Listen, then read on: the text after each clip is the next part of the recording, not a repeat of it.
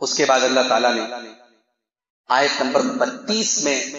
زناکاری کا ایک بہت بڑا سبب صحیح وقت پر شادی کا نہ ہونا ہے، اللہ نے اس کا بھی علاج کیا۔ وَأَنكِحُوا الْأَيَامَ مِنكُمْ وَالصَّالِحِينَ مِنْ عِبَادِكُمْ وَإِمَائِكُمْ إِن يَكُونُوا فُقَرَاءَ يُغْنِهِمُ اللَّهُ مِنْ فَضْلِهِ، تم میں سے جن مردوں کی یا عورتوں کی شادی نہ ہوئی ہو تم ان کی شادی کرا دو، اگر وہ مرد غریب بھی ہوں گے فقیر بھی ہوں گے، یغنیہم اللہ من فضلہ، تو اللہ تعالیٰ اپنے فضل و کرم سے ان کو مالدار بنا دے گا۔ تم نکاح کر دو، ہم وعدہ کرتے ہیں کہ ہم مالدار کر دیں گے۔ یعنی اگر کوئی مرد ایسا ہے جو محنت کر رہا ہے، کھا کما رہا ہے، تو اب ہم اس انتظار میں رہیں کہ اس کے پاس کچھ لمبا چوڑا انتظام ہو جائے تب نکاح کریں، اللہ نے کہا نہیں۔ اگر وہ کھا کما رہا ہے اور ہونے والی بیوی کی ذمہ داری اٹھا سکتا ہے، اس کی شادی کر دو، اس میں دیر مت کرو۔ آج ہمارے سماج میں جو شادیاں ہو رہی ہیں، اللہ ہمیں معاف کرے، بہت تاخیر سے شادیاں ہو رہی ہیں، لڑکوں کی بھی لڑکیوں کی، بہت ساری وجوہات ہیں، وہ ایک الگ ٹاپک ہے،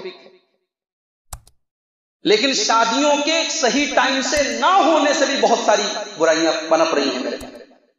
اور یہاں پر اللہ کے پیارے نبی کی وہ حدیث اپنے سامنے رکھیں، اللہ کے پیارے نبی صلی اللہ علیہ وسلم فرمایا، ابن ماجہ کی صحیح روایت ہے، اذا خطب الیکم ممن ترضون دینہ وخلقہ فزوجوہ، جب تمہارے لڑکا یا لڑکی کے لیے دیندار گھر کا رشتہ آ جائے تو نکاح کر دو، ان لم تفعلوا، اگر تم ایسا نہیں کرو گے، تکن فتنۃ فی الارض وفساد کبیر، تو زمین میں فتنہ اور فساد پھیل جائے گا۔ آج وہ فساد ہم اپنی آنکھوں سے دیکھ رہے ہیں۔ اچھا، ابھی کوئی نوجوان لڑکا ایسا ہے جس کی شادی کے لائق عمر تو ہو گئی، مگر ابھی شادی کرنے کے اسباب نہیں بن پا رہے، گھر میں کمرہ نہیں ہے، بیوی کا خرچ اٹھانے کے لائق اس کی طاقت نہیں، اب وہ نوجوان کیا کرے؟ اللہ نے کہا